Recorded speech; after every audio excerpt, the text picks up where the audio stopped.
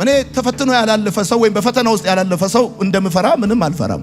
ምክንያቱም የተፈተነ ሰው አይፈርድባችሁም፣ ይራራላችኋል፣ ይረዳችኋል እንጂ አይፈርድባችሁም። ያልተፈተነን ሰው ማናገር እግራችሁ ሲበላችሁ ጸጉራችሁ ነው የሚያክላችሁ። እናንተ የቸገራችሁ ሌላ ነው፣ እሱ የሚያክላችሁ ሌላ ነው። እናንተ የምታወሩት ሌላ ነው፣ እሱ የሚነግራችሁ ሌላ ነው። ሚሰብካችሁ ራሱ ሌላ ነው። እናንተ ምጥ ይዟችኋል። በቃ ወይ ፍረድ ወይ ውረድ ምናምን እያላችሁ ግብግብ ገጥማችኋል። እሱ ደግሞ ይዘባበትባችኋል። በህይወት ዘመን ውስጥ በጣም የሚገርም ይውላችሁ። ለምሳሌ እኔ አሁን መጽሐፍ ልገዛ ስል ከመግዛቴ በፊት መጽሐፉን የጻፈው ጸሐፊ የቸርች መሪ ነው አይደለም ብዬ ነው የምገዛው። ተሸክሞ የጻፈ ሰው መጽሐፍ ነው ማነበው። ተፈትኖ ያለፈ ሰው መጽሐፍ ነው ማነበው። እስከርቭ ለብሶ ጥበብ ጠርታኛለች ብሎ ከዚህም ከዛም የጻፈ ሰው መጽሐፍ አይደለም ማነበው። እኔ መርቶም የሚያቅ ደክሞ የሚያቅ ለፍቶ የሚያቅ ሰርቶ የሚያቅ ተፈትኖ ያለፈ ሰው እንደዛ አይነት ሰው ንግግሩ፣ ስብከቱ፣ ትምህርቱ ሁሉ ይጣፍጣል። ለምሳሌ ወጣቶች እዚህ ውስጥ ያላችሁ ወንዶች፣ ሴቶች ትዳር ስትይዙ አንዱ ማወቅ ያለባችሁ ነገር ቢኖር ይሄ ሰው ምን ያህል በቻሌንጅ ውስጥ አልፏል የሚለውን ነገር ማወቅ ጥሩ ነው። በፈተና ውስጥ ያለፈ ሰው ንግግሩ ለስብራት ጠገን ነው፣ ለቁስል መድኃኒት ነው። ንግግሩ ይገርማችኋል፣ ቁም ነገር አለው፣ ሰብስታንስ አለው። ወዳጆቼ እግዚአብሔር እንድንፈተን ለምንድን ነው የሚፈቅደው? ለምንድን ነው የሚፈልገው ብላችሁ ስትጠይቁ ወዳጆቼ ከትምህርት ቤት የተማርናቸውን ትምህርቶች እንረሳቸዋለን። ከፈተና የተማርነውን ትምህርት ግን አንረሳውም። ከትምህርት ቤት የተማርናቸው ትምህርቶች አሸዋ ላይ እንደተጻፉ ጽሁፎች ናቸው። ከፈተና የተማርነው ትምህርት ግን አለት ላይ እንደተጻፈ ጽሁፍ ነው። ባዮሎጂ ኢዝ፣ ኬሚስትሪ ኢዝ፣ ማቴማቲክስ ኢዝ፣ ፊዚክስ ኢዝ ብላችሁ የተማራችሁትን ብዙ ነገር ረስታችኋል። ከፈተና የተማራችሁትን ግን አረሳችሁ፣ አትረሱትም። እውነቴን ነው የምነግራችሁ። ያለ ማስታወሻ ደብተር በአለት ላይ እንደተጻፈ በልባችሁ ጽላት ላይ ተጽፏል። ከፈተና የተማራችሁ ትምህርት ይበልጣል ከትምህርት ቤት ከተማራችሁት። መጀመሪያ አካባቢ ታውቃላችሁ፣ ሰውን ሁሉ ለመውደድ ጥረት ታረጋላችሁ። ሰው ሁሉ የሚወዳችሁ ይመስላችኋል። ሰውን ሁሉ ለመውደድ የምታረጉት ጥረት እንደማይሳካና ሰው ሁሉ እንደማይወዳችሁ የምታረጋግጡት ስትፈተኑ ነው። በሰው መካከል ያለ ሰው፣ በጓደኛ መካከል ያለ ጓደኛ፣ በዘመን መካከል ያለ ዘመድ እየኖራችሁ እንደሆነ የሚገባችሁ ስትፈተኑ ነው። ለፈተና ያላችሁ አንደርስታንዲንግ ሰክሰሳችሁን ይወስነዋል ወዳጆቼ። እና ይሄን ማወቅ በጣም በጣም መልካም ነው። አስታውሳለሁ እኔ አያቴ ቤት ሰለፈች የሽጥላ ቤት በኖርኩባቸው ጊዜያቶች አያቴ የምትገዛው 100 ኪሎ ጤፍ ነው። 100 ኪሎ ጤፍ ትገዛለች፣ 100 ኪሎ ስንዴ ትገዛለች። እና በጋሪ ላይ ተጭኖ ነው ጤፉ የሚመጣው፣ ስንዴው ተጭኖ ይመጣል። እና በቃ እየተንገዳገደ ነው ራሱ ባለ ጋሪ ይዞት የሚመጣው፣ እንደዚህ እያለ ይዞት ይመጣል። እና 100 ኪሎ ነው፣ አንዳንዴም ነሲብ ነው፣ ከ100 ኪሎ ሁሉ ከፍ ይላል። ከዛ ከተወሰነ ቀን ወይም ሰዓት በኋላ ሰፌድ ላይ ወይም ወንፊት ላይ ታስቀምጠውና መታ ስታደርገው እነ 100 ኪሎ 90 ኪሎ ይሆናሉ። ጌታ ይመስገን። 100 ኪሎ የነበረው ጤፍ ያ ስንዴ ልክ ቆሻሻው፣ ገለባው፣ አፈሩ ምናምን ሲወጣለት 95 ኪሎ ይሆናል፣ 90 ኪሎ ይሆናል። ልክ እንደዚህ ነው። አንዳንድ ሰው ቁንን ይላል በፈተና መታ ሲያደርገው 90 ኪሎ ይገባል። በቃ ለምሳሌ አንዳንድ ቦታ የያዙ ሰዎች ከህይወት እንዲወጡ ሲፈልግ ዝም ብሎ ስፔስ የያዙ ሰዎች አሉ። ኮንታክትን ብቻ የሞሉ ሰዎች አሉ። ቁጥር ብቻ ጫማን የሚጨርስ ልብስን የሚጨርስ አላስፈላጊ በሆነ ሁኔታ ልብ ብሎ ኪሎ ብቻ የሆነ ሰው አለ ከህይወት። ታውቃላችሁ እግዚአብሔር ሰጥቶ ብቻ አይደለም ተቀብሎም ይባርካል። እግዚአብሔር ጨምሮ ብቻ አይደለም ቀንሶም ይባርካል። በተባረከ መቀነስ የሚባርካችሁ ሰዎች አሉ። ለምሳሌ ለሚቀጥለው የህይወት ምዕራፍ የማያስፈልጉ ሰዎችን ከህይወት መቀነስ ሲፈልግ አንተን ነው በፈተና መታ ሲያረግ። በሰላሙ ጊዜ ስልክ እየደወሉ እስኪግል ድረስ የሚያወሩ ሰዎች ልክ ስትፈተን ብትፈልግ አታገኛቸውም። እኔ ነኝ እሱ ነው የሚያቀኝ እኔን አላቆም ይለዋል። ቻው ማን ልበል? ስም ሁሉ ነው የሚጠፋባቸው። ስለዚህ እግዚአብሔር አምላክ በደንብ ያውቃል። ህይወት የሌለው ሰብስታንስ የሌለው ጥቅም የሌለው ነገር ከህይወታችሁ እንዲራገፍ ሲፈልግ በፈተና አንድ ሁለቴ መታ ያረጋችኋል። አንድ ሶስቴ ሲያረጋችሁ በቃ። ሌሎቻችንም ደግሞ ታውቃላችሁ ፈተና ቬሪ ሃምብል ነው የሚያደርገው። አንዳንድ ጊዜ ወጣቶች ስትሆኑ በቃ ስፓርታከስ ነኝ ምናምን ማንም እኔ በቃ ብረት ከኔ ይሳሳል ኮንክሪት በሉኝ ምናምን ብለ ውጥር ግትር ስትል በፈተና ሁለቴ ሲመታ ትስተካከላል። ቻው። መጽሐፍ እንደዚህ አለ፣ በፈተና የሚጸና የተባረከ ነው አለ። አሁን ብዙ ሰው ትንቢት የሚፈልገው ለምንድን ነው? ጸሎት የሚፈልገው ለምንድን ነው? ከፈተና ለማምለጥ ነው። ፈተና አስቀሪ ትንቢትና የጸጋ ስጦታ ያለው ነቢይ ደግሞ የለም፣ አልነበረም፣ አይኖርም። በትንቢት አማካኝነት የእግዚአብሔርን ድምፅ ልሰማ ትችላለህ እንጂ በምንም ተአምር ፈተና አይቀርልህም። በትንቢት ጌታ ይባርከኝ። በፈተና የሚጸና ሰው አለ የተባረከ ነው አለ። ሴቶች እናት የሚሆኑት በ3 ሰዓት ምጥ ነው፣ በ2 ቀን ምጥ ነው፣ በ1 ቀን ምጥ ነው። ያቤት የ3 ሰዓት ምጥ ነው የ40 ዓመት ልደት የሚወጣው የ50 የ60 ዓመት ልደት የሚወጣው። ብዙ ሰዎች ፔኑን አይፈልጉትም ግን ልጁን ይፈልጉታል። እንደዛ ከሆነ ደግሞ ፈጽሞ የማይቻል ነገር እንደሆነ ማወቅ በጣም ተገቢ ነው። ወርቅ እሳት ቢጠላ አፈር ሆኖ እንደሚቀር ማለት ነው። ወዳጆቼ ተደጋጋሚ ሰሞኑን አንድ ነገር እናገራለሁ። ጀነራል የሚሆነው አሰፍቶ ለብሶ ገዝቶ ለብሶ ሳይሆን በጠባሳ ለብሶ ነው። ዳስ ዋይ በሺህ ወታደሮች መካከል የአፉ ቃል ሕግ ሆኖ ቀና ብሎ የሚለው ወታደሩ ሁሉ በክብር ሰላምታ እንደዚህ ሰላም የሚለው አሰፍቶ ለብሶ አይደለም። መርካቶ ሄዶ ገዝቶ ለብሶ አይደለም። በጠባሳ ለብሶ ነው። በሞት ሽታ መካከል ለብሶ ነው። እግዚአብሔር አምላክ እነሱ ደስ ሲላቸው፣ እነሱ ሲደብራቸው አንተ ራትን ሳትበላ እንዳታድር በራስህ የህይወት ሰልፍ ውስጥ ያሳልፋል። ያልኩት ነገር በአማርኛ አላድርግልህ። ለምሳሌ አንዳንድ ሰዎች አሉ እነሱ ከደበራቸው አንተ ራትን ሳትበላ እንዳታድር የሚያደርጉ ሰዎች አሉ። ምን ነው ቢያስቅም ባያስቅም መሳቅ ያለብህ ሰዎች አሉ። ይጋብዙሃል። ቢሉን የሚከፍሉት እነሱ ናቸው። አቤት ትልቅ ሆቴል ይጠሩህና ይጋብዙሃል። ቢሉን ስለሚከፍሉ ቢያስቅም ባያስቅም ያንተ ያለ አማራጭ መሳቅ ነው። እርሶ እኮ እያልክ መሳቅ በቃ ዝም ብለህ መሳቅ ነው ያለ አማራጭ። ስለዚህ ቢያስቅም ባያስቅም እንዳስቅ ማለት ነው።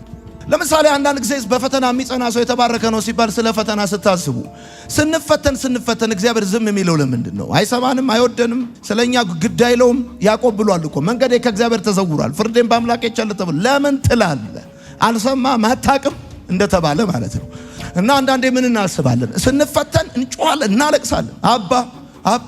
አባ ነው የምንለው። በቃ ጌታ ሆይ አታየኝም ሆይ አሰማኝም ሆይ እንላለን። በዛ ጊዜ ደግሞ እግዚአብሔር ዝም ይላል፣ ጸጥ በኢየሱስ ስም። በዚህ ብትሉት በዛ ብትሉት፣ በዚህ ብትሉት በዛ ብትሉት፣ ወዳጆች እግዚአብሔር ዝም ይላል፣ ጸጥ ይላል ስትፈተን። ለምን እንደው ታውቃላችሁ? በፈተና ሰዓት ዝም ማለት የአስተማሪው ባህሪ ስለሆነ ነው። ዶንት ፎርጌት ይሄንን። ከፈተና በፊት አስተማሪው ቾክ ይይዛል፣ ዳስተር ይይዛል፣ ይጽፋል፣ ያጠፋል፣ ኢት ኢዝ ክሊር ይላል፣ ኢንትሮዳክሽን ይላል፣ ምናምን ብዙ ነገር ይላል፣ ጥያቄ ያለው ይላል ምናምን። ልክ ፈተና ሰዓት ላይ ግን ጸጥ ይላል። በፈተና ሰዓት ዝም ማለት ያስተማሪው ባህሪ ነው። እና ለዚህ ነው ቲቸር ባዮሎጂም ሆነ ቲቸር ማቴማቲክስ አስታውሳቸዋለሁ እጃቸው ወደ ኋላ አድርገው ይዞራሉ። ያዩዋል። ጣራውን ቁጥር ጸጥ ነው የሚሉ የፈለግከውን እጅን ቁጥር ይሄ መስመር አንብብ። አጤሬራ ከያዝክ ደግሞ ትነጠቃል። ደስ የሚለው የእግዚአብሔር ፈተና አጤሬራ የለውም። ባዮሎጂ መስለዋል። ጌታ የተባረከ ይሁን። ወዳጆቼ ፈተና ካቅም በላይ ሲሆን ታውቃላችሁ ማስለቀሱን አቁሞ ማሳቅ ነው የሚጀምረው። እስካሁን እየተፈተናችሁ ባላችሁት ፈተና እያለቀሳችሁ ያላችሁ ሰዎች ካላችሁ ይሄ የሚያሳየው እየተፈተናችሁ ያላችሁት ፈተና በአቅማችሁ ልክ ነው። አንድ ፈተና ካቅማችሁ በላይ እንደሆነ የሚታወቀው ማስለቀሱን አቁሞ ማሳቅ ሲጀምር ነው። አንድ ሰው በሚፈተነው ፈተና መሳቅ ጀምሯል ማለት ፈተናውን ተቀብሏል ማለት ነው። እና ለዚህ ነው በጣም ብዙ ጊዜ በቃ ያስቀኛል አንዳንድ ፈተና በቃ ትሞታለህ በሳቅ። አንዳንድ ሰዎች አሞክ ይመስላቸዋል። አሞክ አይደለም ገብቶክ ነው። ፈተና ምን አይደለም መሰላችሁ ምጽፉ ሰዎች፣ ፈተና ቅጣት አይደለም። አሁን ብዙ ጊዜ የሚመስለን ነገር እንደዚህ ነው።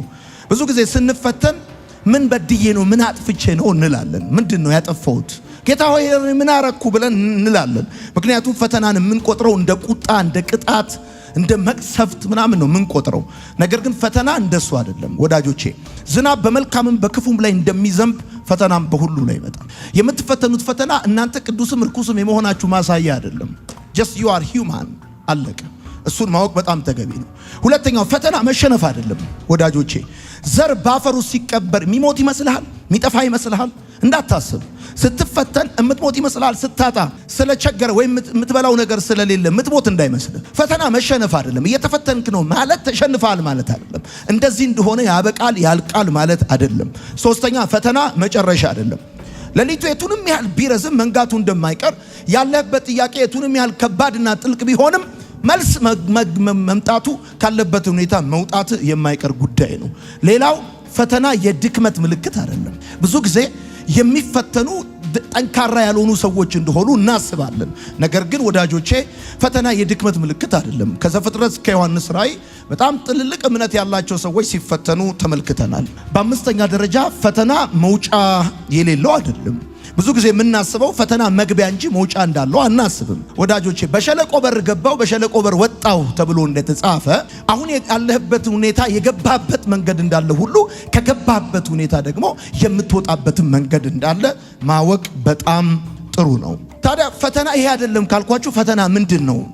ለምሳሌ ፈተና መስታወት ነው። ሰው ፊትን ያያል አለ፣ እግዚአብሔር ግን ልብን ያያል አለ። ይሄ የማይታየው የሰው ውስጣዊ ማንነት ወደ መታየት የሚመጣው በፈተና ነው። ወዳጆች ፈተና የሰው መስታወት ነው። የእናንተም የሰው መስታወት ነው። የኔም የሌላም ሰው መስታወት ነው ፈተና። ሰው ማን እንደሆነ ምን እንደሆነ የምታዩበት፣ ፍቅርን የምታዩበት፣ ገብቶ አብሮነትን የምታዩበት፣ ወንድምነትን የምታዩበት፣ አባትነትን የምታዩበት፣ እህትነትን፣ ጓደኝነትን የምታዩበት መስታወት ነው። ፍቅር ይታያል በፈተና። እሱ ብቻ አይደለም፣ ፈተና መቅረጫ ነው። ልክ አንድ ተማሪ እጅ ያለ እርሳስ በመቅረጫ እንደሚቀረጽ ከዛ ለስዕል ምቹ እንደሚሆን መልካም እንደሚሆን ልክ እንደዛ ማለት ነው። ሌላው ወዳጆቼ ፈተና የማንቂያ ደውል ነው። በደንብ ስሙኝ፣ ፈተና የማንቂያ ደውል ነው። ብዙ ጊዜ እንዘናጋለን። ታውቃላችሁ፣ በጣም ነው የምንዘናጋው። በቃ እንዘናጋለን። የሆነ ጓደኝነት ውስጥ ገብተን እንዘናጋለን። ስራ ውስጥ ገብተን እንዘናጋለን። በልዩ ልዩ ጉዳዮች እንዘናጋለን። ስለዚህ እግዚአብሔር አምላክ ታውቃላችሁ፣ አላርም ዋና ስራው መንቃት ለሚፈልገውን ሰው መንቃት ያልፈለገው ማናደድ ነው። የአላርም ዋና የጸጋ ስጦታ ሁለት ነው። አንደኛው መነሳት የፈለገን ሰው መቀስቀስ ነው። ሁለተኛው መተኛት የፈለገውን ሰው ማናደድ ነው። ፈተና የእግዚአብሔር የማንቂያ ደውል ነው። አንዳንድ ጊዜ ለሽ ነው የምንለው፣ በቃ ይመቸናል። ልክ በሬ እዚህ ጋር ሳይቁት ጭራው እንደሚያነሳ ሁለቴ ሶስቴ የተለያየ ነገር አይሚሲው አይኪሲው ሲሉን በቃላት የዛን ጊዜ መድኃኔዓለም ከተኛንበት እንድነቃ ሲፈልግ ፈተና የሚባለውን ነገር ያመጣል። ከእግዚአብሔር ፕሮግራም፣ ከእግዚአብሔር እቅድ፣ ከእግዚአብሔር ዓላማ ርቀን እንሄድና እንዘናጋለን። ስለዚህ እግዚአብሔር አምላክ እንድንነቃ ይፈልጋል። እሱ ብቻ አይደለም ወዳጆቼ፣ ፈተና ልክ እንደ ዘር ነው። ከቀበራችሁት አትጠራጠሩ፣ ታሸንፉበታላችሁ፣ ትወጡበታላችሁ። ኦኬ አሁን ምን አልኳችሁ? በፈተና የሚጸና አለ ያዕቆብ ነው ይሄን የተናገረው። ከጌታ ጋር ኖሯል። በፈተና የሚጸና የተባረከ ነው ብሎ በኋላ ላይ ነግራችኋለሁ። ውጤቱንም ይናገራል። በፈተና የሚጸና ሰው የተባረከ ነው ይላል። ወዳጆች ፈተና ለምሳሌ የምትሉትን ይሰጣችኋል፣ የምታወሩትን ነገር ይሰጣችኋል። ፈተና ኃይሌ ገብረስላሴ ብዙ ጊዜ ሲጠየቅ የሚናገራት አንድ እንግሊዘኛ ነበረች። ዌል እንግዲህ እንዴት ነው ሩጫው ስትሉት ሩጫው ጥሩ ነበረ ወይም መጥፎ ነበር አይልም። ዌል እንግዲህ ብሎ ነው የሚጀምረው። ዌል እንግዲህ ብሎ ሐሳብ አለው። እና ፈተና የምትሉት ነገር፣ የምትናገሩት፣ የምታወሩት ቴስቲሞኒ የምትናገሩት ነገር እንዲኖራችሁ ፈተና ያደርጋል። ብዙ ጊዜ እኛ ሰዎች ወደ ፈተና ስንገባ 4 ደረጃዎችን እናልፋለን። የመጀመሪያው ደረጃ እኔ አይደለሁም ብለን እንክዳለን። የመጀመሪያው ወይ ራሳችንን ከፈተናው ለመለየት ወይንም ደግሞ ራሳችንን ተመልካች ለማድረግ በተወሰነ መልኩ እንጥራለን። እኔ አይደለሁም በጌታ በኢየሱስም እኔ ነኝ አሁን እዚህ ሁኔታ ውስጥ ያለሁት። ኧረ እኔ አይደለሁም በኢየሱስ ኧረ በኢየሱስ እያል መጀመሪያ ፈተናው እንደገጠመን ምን ነው አቤት ለምሳሌ ከእግዚአብሔር ፍቃድ ውጪ በሆነ ነገር ውስጥ እንገባ ብቻ በእግዚአብሔር ፍቃድ ውስጥ ገብተን አንዳንድ ቻሌንጆች ይገጥመናል። እና ብቻ የመጀመሪያው ነገር ይሄ የማንቀበልበት ደረጃ አለ። ኖ አይ እኔ አይደለሁም ሌላ ሰው ነው በለኝ ጌታዊ እንላለን። ከዛ በኋላ የሚሆነው ነገር ምንድነው? በሁለተኛ ደረጃ እንገዳገዳለን። 1 ደቂቃ ጠንካራ፣ ቀጥሎ ባለው ደቂቃ ደካማ፣ 1 ደቂቃ አማኝ፣ ሌላ ደቂቃ ተጠራጣሪ፣ 1 ደቂቃ ተስፈኛ፣ ሌላ ደቂቃ ደግሞ ተስፋ ቆራጭ አይነት ነገር ሆነ እንገዳገዳለን። አሁን በፈተና ውስጥ ያለ ሰው አይታችሁት ከሆነ ሪል ፈተና ውስጥ ያለ ሰው ስታገኙት ዛሬ ኃይለኛ ሰባኪ ይሆንና ነገስ ተጠራጣሪ ሆኖ ታገኙታላችሁ። ሰብኳችሁ ቶሞካ አቁሞ ቡና ጋብዟችሁ ዚስ ኢዝ ዛት አሜን በል ሴ አሜን ምናምን ብሎ ኧረ እሳት ወርዶበታል ብላችሁ ስትጨርሱ በማግስቱ እኔ ከማን በልጣለሁ ውሰደኝ ሲል ታገኙታል። በቃ ኤልያስን አታስታውሱ? ምን እንደ ዛሬ እሳት ብሎ እንደ ነገ እኮ ነው ውሰደኛል። እንደዚህ አይነት ወጥነት የሌለው ሰባኪ ነው የሚያደርግ ፈተና። አንድ ቀን ተስፈኛ፣ አንድ ቀን ተስፋ ቢስ፣ አንድ ቀን ጠንካራ፣ አንድ ቀን ደካማ ትወዛወዛል። ሶስተኛው ደረጃ ግን እንደዚህ ይሆናል። በደንብ አድርጋችሁ ስሙኝ። ሶስተኛው ደረጃ አይናችን ይከፈታል። ልክ ይሄ የመጀመሪያው እንግደረደራለን፣ ለመካድ እንሞክራለን፣ እኔ አይደለሁም እኔ ነኝ ምናምን እንላለን። ከዛ ቀጥሎ አንድ ቀን ሰባኪ፣ አንድ ቀን የሆነ ነገር እንሆንና በሶስተኛ ደረጃ ግን እንደማይቀርልን እርግጠኛ ሆነን ስንቀበል፣ አዎ ብለን ስንቀበል የሚሆነው ሶስተኛው አይናችን ይከፈታል። ትልቅ አርገን ስናየው የነበረውን ትንሽ አርገን ማየት እንጀምራለን። ትንሽ አርገን ስናየው የነበረውን ነገር ትልቅ አርገን፣ ሩቅ የነበረውን ቅርብ ማድረግ እንጀምራለን። አይናችን ይከፈታል። ታውቃለህ፣ የብዙ ሰው አይን የተከፈተው በቻሌንጅ ውስጥ ነው። ዋው ኮካኮላ ፓ ብሎ እንደሚከፈት ነው ፓ ብሎ የሚከፈተው። አጠገብ ያለው ወርቅ ቅብ እንደሆነ ይገባል። ምን ነው ማያ ነች በለኝ ጌታ ሆይ እስክትል ማያን ታስታውሷታላችሁ? አንዴ አይጥ፣ አንዴ ሸራሪት፣ አንዴ ሸለመጥማት፣ አንዴ የሆነ ነገር የምትሆነው አንድ ፊልም ነበር ድሮ ልጆች ሆነን ቅዳሜ የምናያት። ጌታ ሆይ ማያ ነች በለኝ እስክትል ድረስ አይን ይከፈታል። በቃ ለምለም ሳር ሜዳ የመሰለ ገደል እንደሆነ የሚገባ እዛ ፈተና ውስጥ ሆነ አይን ፓ ብሎ ይከፈታል። አሃ ሞመንት ውስጥ ገባለ። በአራተኛ ደረጃ እንለወጣለን። ሰው በፈተና ውስጥ አንድ አይነት አይሆንም። በአራተኛ ደረጃ ይለወጣል። የሚለወጠው እንዴት ነው? ከድካም ወደ ብርታት፣ ከችኮላ ወደ ትዕግስት፣ አሳድረን እንየው ወደ ማለት ትመጣል።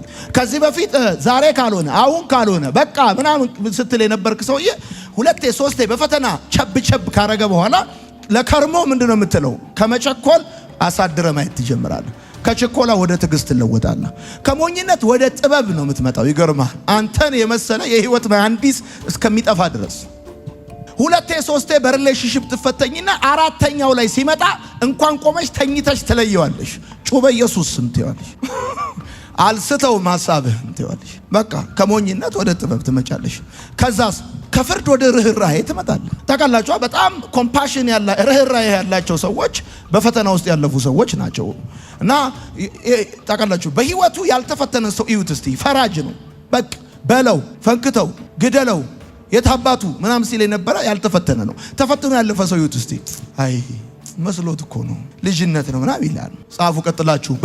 በፈተና ጊዜ በዙሪያችን ያሉ ሶስት አይነት ሰዎች አሉ። ታውቃላችሁ? ጻፏቸው። ይሄ ጥሩ ነው። በጣም ጥሩ ነው ይሄ።